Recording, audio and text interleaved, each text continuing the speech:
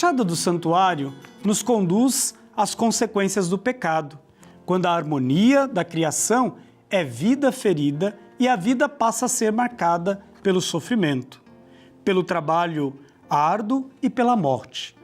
A terra, que antes era dom e vida, torna-se também lugar de luta e sobrevivência. O mosaico revela um homem que, ao se afastar de Deus, passa a experimentar o peso da sua própria fragilidade. Mas mesmo diante da dor, Deus não abandona a sua criação e continua a revelar o seu plano de salvação. Em prece, pedimos: Senhor, sustenta-nos em meio às dificuldades da vida e renova em nós a esperança que vem de Ti. Acompanhe conosco esta catequese visual que nos recorda, mesmo na dor, Deus continua a nos conduzir. Essa é uma caminhada de fé, essa é a nossa história, essa é a nossa jornada bíblica. Nas primeiras páginas da Bíblia, encontramos um dos relatos mais conhecidos e profundos da tradição judaico-cristã, a narrativa da queda da humanidade, descrita no capítulo 3 do livro do Gênesis. Depois da desobediência de Adão e Eva, o texto bíblico apresenta as consequências do pecado na vida humana. A terra, que antes era sinal de abundância e harmonia, passa a produzir espinhos e cardos, e o trabalho se torna marcado pelo esforço e pelo cansaço. O homem passa a lutar pela sobrevivência, cultivando o alimento com o suor do próprio rosto. A mulher, por sua vez, é representada dentro da experiência da dor do parto, símbolo das dificuldades que passam a acompanhar a vida humana. Essa narrativa não pretende apenas explicar a origem do sofrimento, mas também revelar uma profunda verdade espiritual.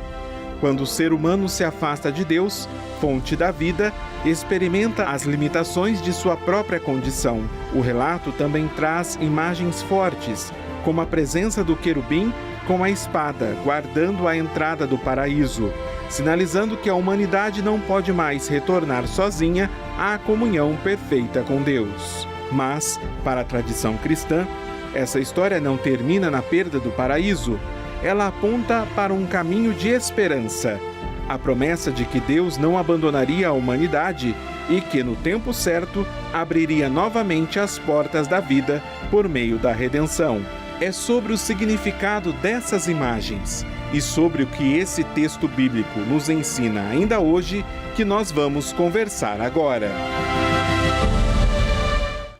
Deus, por meio da redenção, nos abre as portas do céu. E esta é uma verdade que estamos proclamando neste tempo em que celebramos o ressuscitado. Ele está vivo, ele se faz presente no meio de nós.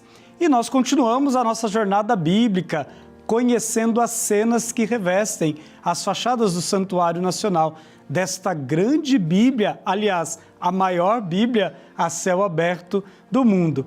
E na nossa jornada, nós sempre contamos com alguém que vai nos guiando neste bonito percurso. E volto ao nosso programa para nos guiar mais uma vez a Vilma Tomaso, a quem acolhemos com muita alegria. Bem-vinda entre nós, Vilma. Obrigada, Padre Rodrigo. É uma alegria estar aqui como sempre. A Vilma é especialista em arte sacra e hoje é uma das que mais estuda o Santuário Nacional, tanto do seu lado interno como do seu lado externo, mostrando como estas duas obras, estes dois grupos, né, os dois autores de tudo isso daqui dialogam, né, e falam através da arte sobre o mistério da nossa fé. Vilma, nós estamos diante de mais uma fachada do santuário e cada fachada é como um trabalho mistagógico, vai nos conduzindo ao mistério de Deus. E esta fachada nos fala muito do Gênesis. Sim. E hoje nós queremos falar um pouquinho do Gênesis, mas começando por Gênesis 3:19. O que ele traz para a gente? Ele traz a queda, né? Todo o capítulo 3. E é interessante, só fazendo um parênteses, Padre Rodrigo, o primeiro e o segundo capítulo, Deus viu, Deus fez e viu que tudo era belo. No terceiro, o homem com a escolha que ele tem, com a liberdade dada por Deus, ele já escolhe errado. Então ali no capítulo 3, versículo 19, eles se escondem de Deus, né? Adão e Eva se escondem de Deus, se vestem, porque eles veem que estão nus, e se vestem com folhas de figueira. E Deus os reveste de pele. É isso, né? Muito interessante. E Vilma, como que então, dentro deste capítulo, é explicado o sofrimento, né? Você dizia, os 2 primeiros capítulos falam da beleza. Sim. E Deus criou e viu que tudo era bom. Belo, né?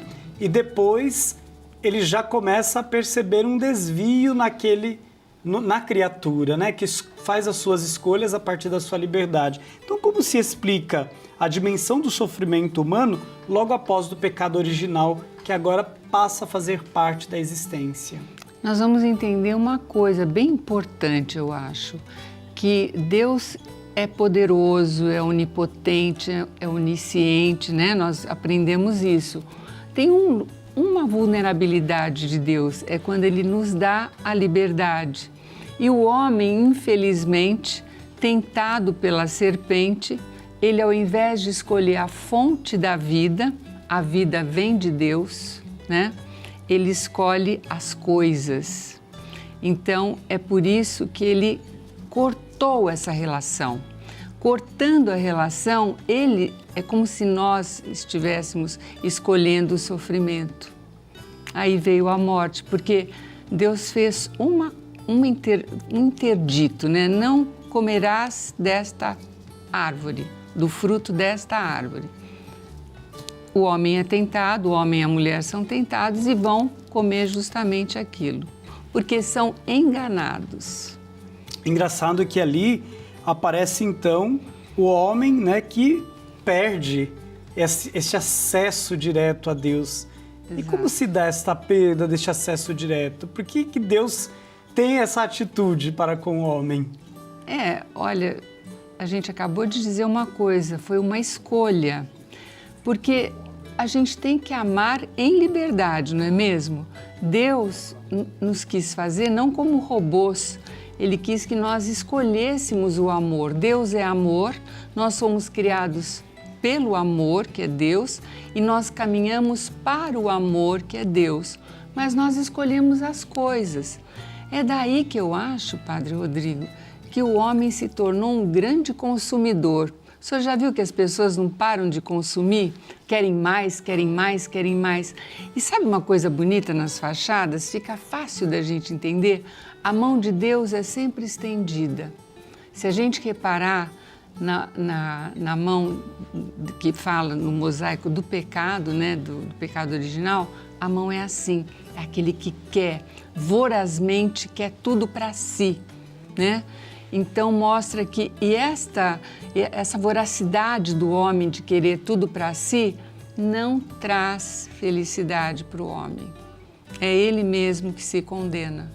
E é muito interessante, Vilma, isso que você traz, porque a gente vive numa sociedade consumista em que as nossas atitudes, elas pouco testemunham o dar de Deus a nós. Mas a gente quer sempre possuir e até mesmo queremos ter a posse de Deus. É verdade. Né? E essa posse de Deus muitas vezes faz com que nos tornemos até excludentes, né? Essa pessoa pode participar da vida de Deus e aquela não pode. E aí parece-me que vem, né, essa palavra para dizer, não, Deus ele não é posse de ninguém, mas ele se dá a todos, ele se oferece a todos para que a gente possa viver essa virtude do amor, porque ele é amor.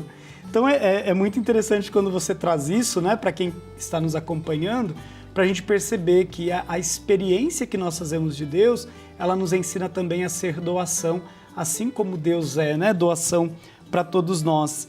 E Vilma, a gente já pode dizer que nesta cena, né, da palavra de Deus, já está apontando para um projeto futuro de redenção? Eu acho que está. Se a gente prestar bem atenção, de um lado, Deus coloca pele, porque a folha de figueira é uma coisa muito... não dá proteção para o homem, então é uma proteção de Deus. Aquela pele é uma proteção, mas é uma proteção que também acaba, que morre, né? Mas do outro lado tem a palavra, um manto e Cristo ressuscitado. Por quê? Uma coisa interessante é que eles se viram nus. Mas como é que eles sabiam que eles estavam nus? Eles sempre tiveram daquele jeito. É que quando Deus faz o homem, ele molda e sopra. Quando ele sopra, ele dá a vida dele. Quando homem e mulher comem do fruto, é como se eles apagassem aquilo. Então eles veem que eles estão nus, mas eles eram iluminados pela fonte da vida que era Deus, porque o olhar deles estava voltado para Deus. Agora eles apagaram aquilo e eles viram que estavam nus. Então, só que a outra veste que aparece ali é o manto de quem é? Do Cristo, que mergulhado no Jordão, deixa a veste para Adão, que está na mansão dos mortos, e Adão depois pode, na ressurreição, nós estamos nessa época, ele pega a veste, se reveste de Cristo. E é muito bonito que São Paulo nos diz, né, que no batismo nós somos revestidos de Cristo. Então nós cristãos já estamos ressuscitados. Não é bonito isso? E é uma experiência muito diferente na vida, né? Porque Exatamente. Até então nunca ninguém falou de um Deus que ressuscitava. Essa é a grande novidade do cristianismo, né? Que às vezes o intelecto não consegue alcançar a grandiosidade do mistério.